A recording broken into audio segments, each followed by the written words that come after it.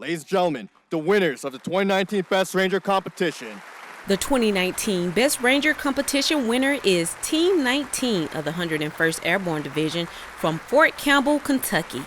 Captains John Bergman and Michael Rose finished in first place over the 54 teams who began the 2019 Best Ranger competition. Rose is the first Ranger to win the competition 3 times, and Rose and Bergman are the first team members to win the competition together twice. During their history of training together, Rose said that they've developed a bond that makes them close like brothers. Yeah, we spent a week up in Dahlonega back in March where we covered about 110 miles with I don't know how many thousand feet of elevation gain, and I mean we just called it a trailcation, you know.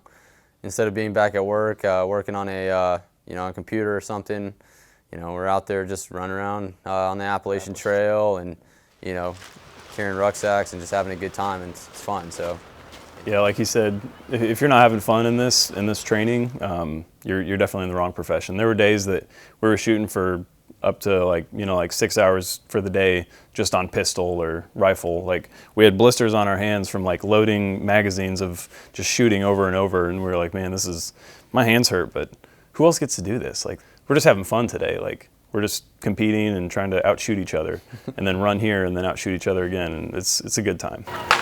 Day 1 started at Camp Rogers with an 8.1-mile run, followed by the Malvesti obstacle course.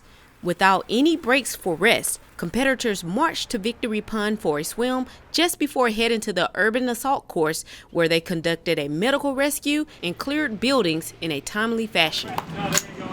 After crossing the finish line, they were airlifted over to the shooting range to test their marksmanship skills at the Oscar Range Complex. Day 2 started Saturday morning with day stakes at Todd Field. This event was timed to precision as teams executed tasks such as grenade toss, mortar, medical, the new Army combat fitness test, and more. The competition concluded on day 3 with a challenge at Darby Queen and at Victory Pond.